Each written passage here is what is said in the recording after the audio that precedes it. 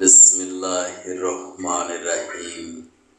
পরম করুণাময়, অসীম দয়ালু, মহান আল্লাহর নামে শুরু করছি। অনারেবল ইসলাম প্রিয় তৌহিদি ভাই ও বোনেরা, আসসালামু আলাইকুম। বিশ্বের যে যে প্রান্ত থেকে আমার আজকের বাংলা কোরআন পাঠ অনুষ্ঠানটি দেখছেন, ডিজিটাল বায়োকেমিক মেডিকেল সায়েন্স হসপিটালের পক্ষ থেকে ডক্টরস টক টিভি 100K চ্যানেলের সকল দর্শক শ্রোতাদেরকে জানাচ্ছি আন্তরিক অভিনন্দন। আজকের অনুষ্ঠানে আমি পাঠ করব সূরা আদ-দুখান, প্রথম থেকে 10ম আয়াত পর্যন্ত। সূরাটি মক্কায় অবতীর্ণ, আয়াত সংখ্যা 59। আয়াত 1, হামিম। এর অর্থ মহান আল্লাহ ছাড়া কেউ জানে না। আয়াত 2, সুস্পষ্ট কিতাবের শপথ। আয়াত 3, আমি একে একটি মর্যাদাপূর্ণ রাতে অবতীর্ণ করেছি। অবশ্যই আমি হচ্ছি দোজখ থেকে সতর্ককারী। আয়াত 4, তার মধ্যে প্রত্যেকটি গুরুত্বপূর্ণ কাজের ফয়সালা স্থিরকৃত হয়।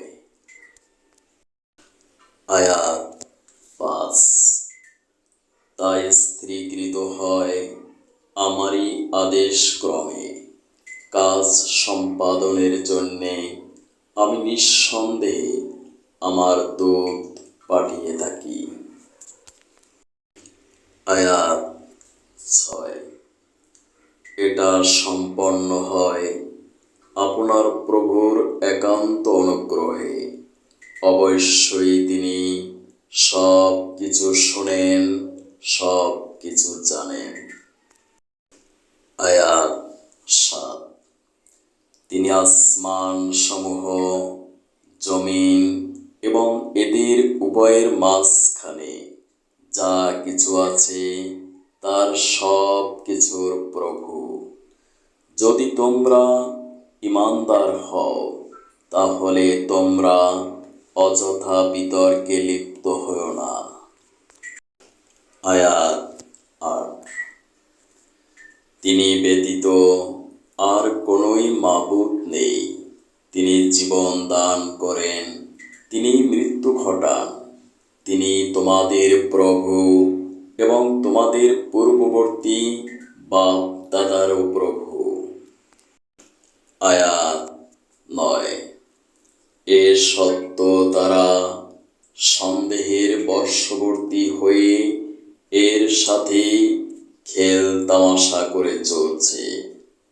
আয়াত 10, অতএব হে নবী, আপনি সেদিনের অপেক্ষা করুন যেদিন আকাশ তার স্পষ্ট ধোঁয়া নিচের দিকে ছেড়ে দেবে। সাবধান হও বিশ্ববাসী, এ কোরআন কোনো মানব রচিত বাণী নয়। এ কোরআন হলো মহান আল্লাহ তাআলার পক্ষ থেকে অবতীর্ণ, তাতে বিন্দুমাত্র সন্দেহের অবকাশ নেই।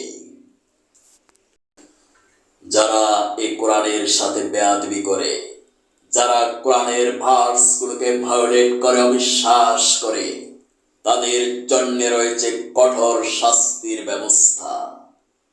হে বিশ্ববাসী, মহান আল্লাহ পাকের প্রেরিত এই কোরআনের অবমূল্যায়ন করো না। মহান আল্লাহ তাআলা তোমাকে ছেড়ে দেবেন না। তিনি ছাড় দেন কিন্তু কাউকে ছেড়ে দেন না। আসুন ব্যক্তি জীবনে মহান আল্লাহ তাআলার কোরআনের প্রত্যেকটা ভার্সকে বাস্তবায়ন করি। অনুরোধ ক্রমে আমি ডাক্তার কাজী দেলোয়ার হোসাইন, প্রতিষ্ঠাতা পরিচালক, কোরআন গবেষণা ও বাস্তবায়ন পরিষদ, বাংলাদেশ।